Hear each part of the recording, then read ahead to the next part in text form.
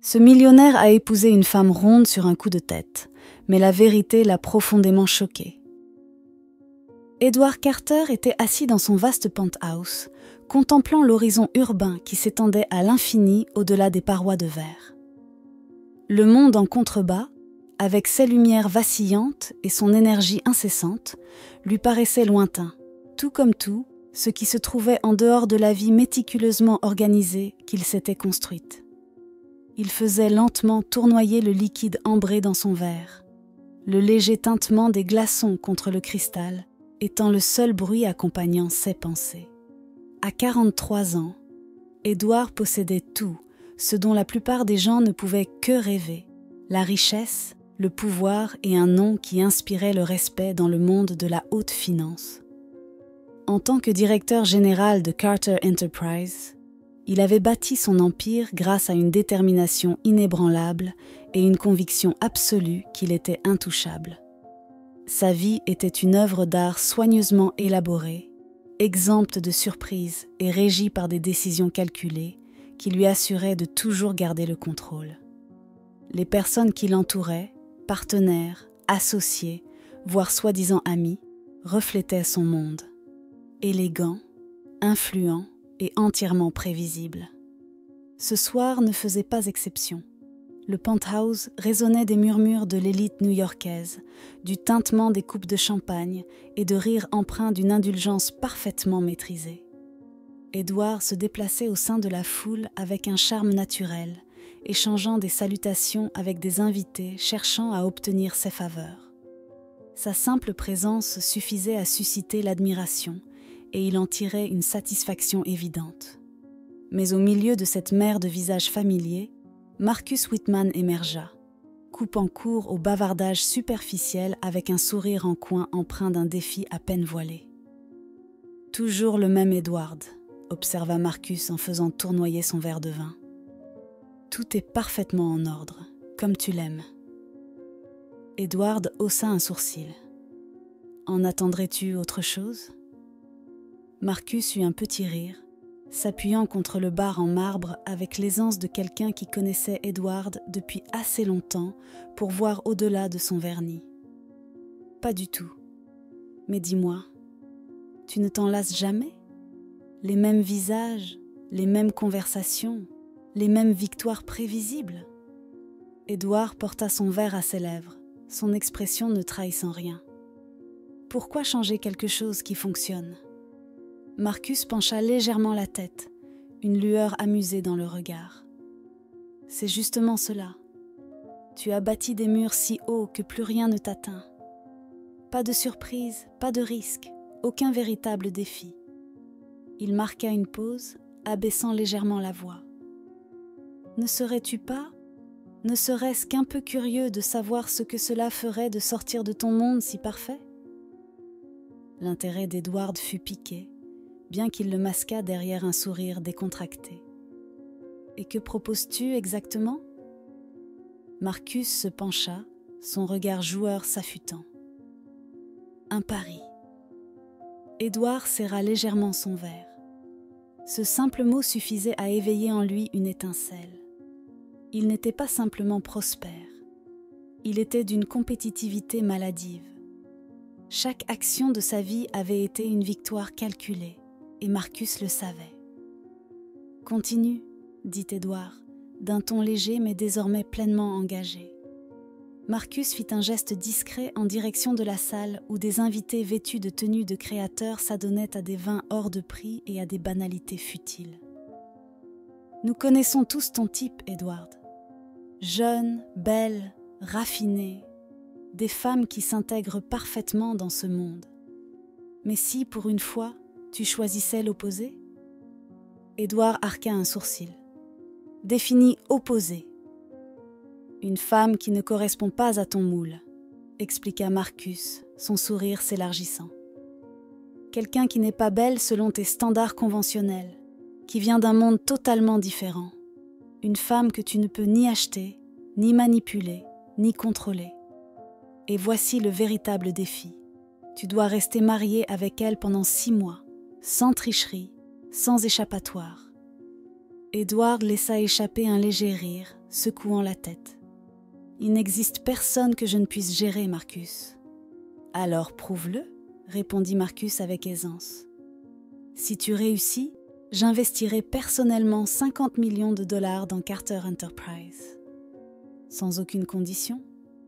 Mais si tu échoues, eh bien, disons que ta réputation d'homme qui gagne toujours pourrait ne plus être aussi inébranlable. » Edward posa son verre, le poids du défi s'installant en lui. C'était absurde, irrationnel et complètement inutile. Et pourtant, l'idée de prouver à Marcus qu'il avait tort, de prouver, une fois de plus, qu'il n'y avait rien qu'il ne puisse maîtriser, était bien trop tentante pour être ignorée. Son sourire revint, confiant et imperturbable.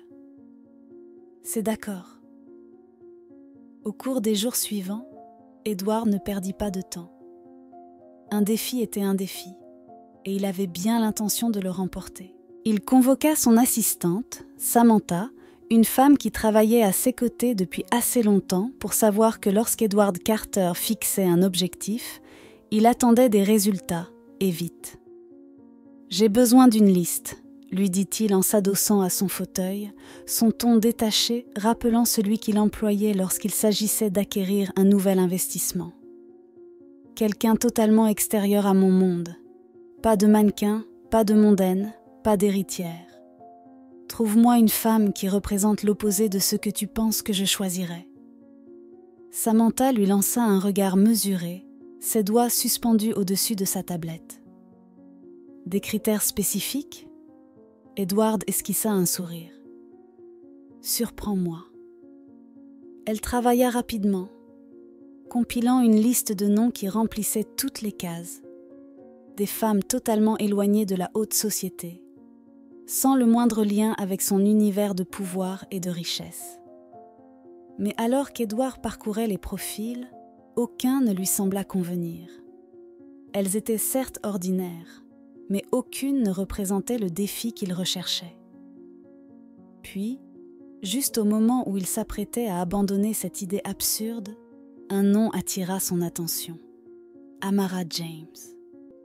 Elle se démarquait immédiatement, non pas parce qu'elle correspondait à ses critères habituels de beauté, mais parce qu'elle les défiait en tout point. 36 ans, travailleuse sociale ayant consacré sa vie à la gestion d'une organisation à but non lucratif en faveur des communautés défavorisées. Une femme au caractère bien trempé, dotée d'une réputation inébranlable pour défendre ses convictions et ne possédant aucun lien avec le monde qu'Edward avait si soigneusement construit autour de lui. Elle était exactement ce qu'il lui fallait. « Elle !» déclara Edward en tapotant son nom sur l'écran. Samantha jeta un œil au profil et haussa un sourcil. « Tu es sûr ?» Il esquissa un sourire en coin. « Je n'ai jamais été aussi sûr de moi. Organiser une rencontre fut un jeu d'enfant. L'argent avait toujours le pouvoir de rendre les choses possibles, même si Amara elle-même n'était pas motivée par celui-ci. Edward fit contacter son équipe sous le prétexte d'un partenariat potentiel, d'un don à son organisation, Rise Up. C'était l'excuse parfaite pour la faire venir.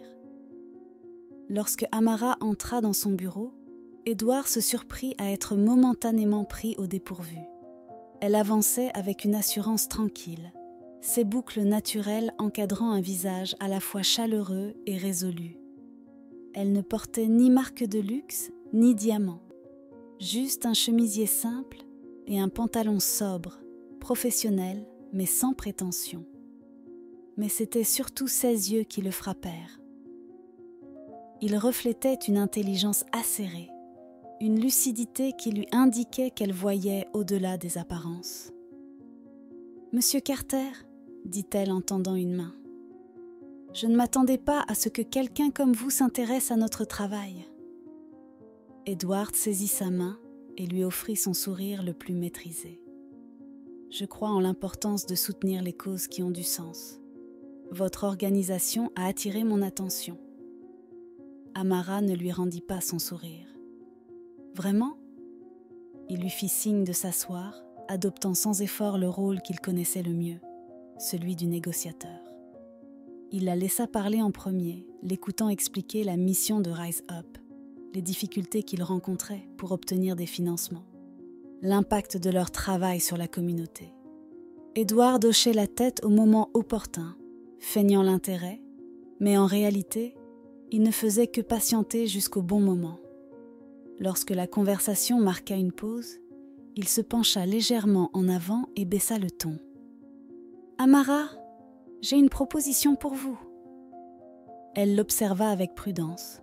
« Un don serait le bienvenu, mais nous n'acceptons pas de financement avec des conditions cachées. » Les lèvres d'Edward s'étirèrent en un sourire entendu. « Il ne s'agit pas d'un don, c'est quelque chose de bien plus unique. » Elle redressa légèrement son dos. « Je vous écoute. » Edward croisa les mains devant lui. « Épousez-moi. » Pour la première fois depuis son arrivée, Amara perdit brièvement contenance. Une lueur d'incrédulité traversa son regard avant qu'elle ne laisse échapper un rire sec. « Ce n'est pas drôle. »« Je ne plaisante pas, » répondit-il d'une voix calme et mesurée. « Ce serait un arrangement mutuellement bénéfique. Votre organisation a besoin de financement. Je peux les fournir. En échange, j'ai besoin d'une épouse. » Elle le fixa comme s'il avait perdu l'esprit. « Vous avez besoin d'une épouse ?» répéta-t-elle lentement, testant l'absurdité de ses propres mots. « Oui, » confirma Edward. « 6 mois. Aucune obligation réelle en dehors des apparences. Vous continuez votre travail sans interférence et en retour, je m'assure que Rise Up reçoive les ressources dont il a cruellement besoin. » Amara s'adossa à son siège, croisant les bras. « Pourquoi moi ?» Edward s'attendait à cette question. Il haussa les épaules avec détachement. « Parce que vous êtes l'opposé de tout ce que l'on s'attendrait à me voir choisir. Et cela me sert. Et que se passera-t-il après 6 mois ? Le mariage sera dissous. Vous repartirez avec un financement capable de changer l'avenir de Rise Up. Et moi ? » Il esquissa un léger sourire. « J'aurais obtenu ce dont j'avais besoin. » Un silence pesant s'installa entre eux. L'expression d'Amara restait impassible, mais Edward savait qu'elle réfléchissait. Il avait rencontré de nombreuses personnes qui auraient sauté sur l'occasion, aveuglées par la sécurité financière seule. Mais Amara n'était pas de celle-là.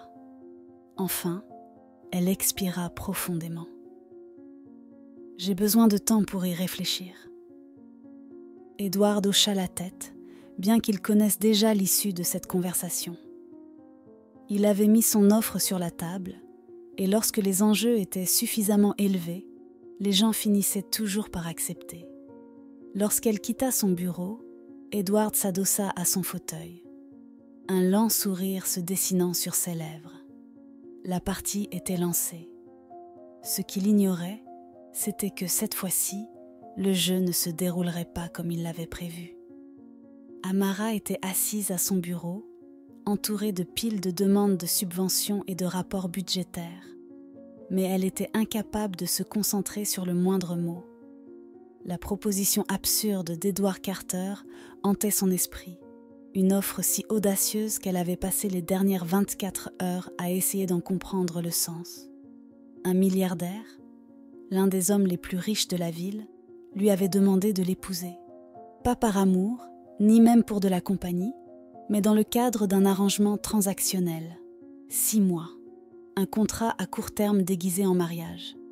Et en échange, le financement de Rise Up, une somme d'argent capable de transformer des vies et d'élargir leur portée bien au-delà de tout ce qu'elle aurait jamais pu imaginer. C'était une proposition qu'elle aurait immédiatement rejetée si elle était venue de n'importe qui d'autre. Mais elle avait vu les chiffres. Edward Carter avait les moyens d'avoir un impact immédiat, un changement qu'elle mettrait des années à accomplir avec des levées de fonds traditionnelles. Et c'était précisément ce qui rendait cela dangereux, la tentation de ce que cela pourrait signifier pour les personnes qu'elle aidait. Son téléphone vibra, interrompant le flot de ses pensées. Un message de Samantha, l'assistante d'Edward, confirmant un rendez-vous de suivi. « Amara laissa échapper un long soupir. Elle savait qu'elle devait l'entendre une dernière fois. Quand elle arriva au bureau d'Edward l'après-midi suivant, il l'attendait déjà, assis derrière son immense bureau, affichant cette même confiance désinvolte qu'il avait la veille. « J'en déduis que vous avez réfléchi à mon offre », dit-il d'un ton fluide, lui faisant signe de s'asseoir. Elle s'exécuta, croisant les bras en soutenant son regard. « Je ne comprends toujours pas pourquoi un homme comme vous ferait une telle proposition. » Edward s'adossa à son fauteuil, l'observant attentivement. « Des gens comme moi sont constamment sous surveillance. Épouser quelqu'un en dehors de mon cercle habituel serait utile. » Amara haussa un sourcil. « Donc, c'est une opération de relations publiques ? Un arrangement mutuellement bénéfique, corrigea-t-il. Vous avez besoin de financement. J'ai besoin de redorer mon image. C'est du business, Amara. Rien de plus. » Elle plissa légèrement les yeux. Tout en elle lui criait de partir, de lui dire exactement où il pouvait se mettre son marché. Mais elle voyait aussi l'opportunité. La réalité était brutale. Rise Up était en difficulté. Elle pouvait soit lutter pour chaque centime dans une bataille sans fin, soit prendre ce risque unique qui assurerait l'avenir de son organisation en un instant. Cependant, elle n'était pas prête à se lancer à l'aveugle. « Si j'accepte, j'ai des conditions, » déclara-t-elle enfin. Les lèvres d'Edward s'incurvèrent légèrement, comme s'il était amusé par sa tentative de négociation. « Je vous écoute. Mon indépendance est non négociable. Je continue à gérer Rise Up à ma manière, sans aucune ingérence de votre part. Et chaque centime que vous fournissez ira directement à la communauté. » « D'accord. Et une dernière chose, » ajouta-t-elle en se penchant légèrement vers lui. « Si à un moment donné, je ressens que cet arrangement compromet mes valeurs, je pars. Aucune somme d'argent ne me retiendra ici. » Edward la fixa un instant, une lueur indéchiffrable traversant son regard. Puis, lentement, il hocha la tête et tendit la main. « Compris. » Amara hésita une seconde, puis serra sa main. L'accord était conclu. En moins d'une semaine, tout fut mis en place. Le mariage fut rapide et impersonnel, orchestré avec une efficacité que seul l'argent pouvait acheter. Amara insista pour une cérémonie simple, refusant la robe de créateur et l'organisation extravagante que l'assistante d'Edward lui proposa. À la place, elle opta pour une robe ivoire sobre, laissant ses boucles naturelles, contrastant avec la perfection impeccable de l'événement. Edward, bien sûr, était aussi imperturbable que toujours, vêtu d'un costume sur mesure, jouant son rôle à la perfection. La cérémonie fut expédiée en quelques minutes, une simple formalité. Lorsque l'officiant les déclara mari et femme, Amara eut à peine le temps d'assimiler la situation qu'Edward se tournait déjà pour serrer la main d'un investisseur présent, comme s'il venait de conclure une autre transaction. La réception fut encore plus impersonnelle. Edward naviguait avec aisance parmi les invités, tandis qu'Amara restait assise à une table dans un coin, observant le spectacle. Elle était une étrangère dans ce monde, entourée de personnes qui ne lui accordaient qu'un regard en passant. Lorsque l'événement toucha enfin à sa fin et qu'ils arrivèrent au penthouse d'Edward, il fit un geste vers l'immense espace immaculé. « Voici votre maison désormais. » Amara posa son sac et le regarda droit dans les yeux. « Je prendrai la chambre d'amis. » Edward eut un sourire amusé, comme s'il s'y attendait. « Comme vous voudrez. » Et sur ces mots, ils partirent chacun de leur côté pour la nuit. 2 personnes liées par un arrangement qu'aucun d'eux ne comprenait encore totalement. Mais une chose était claire. Amara n'avait aucune intention de lui faciliter la tâche. Et Edward ? Il croyait encore que c'était un jeu qu'il était destiné à gagner. Voici la suite de la traduction.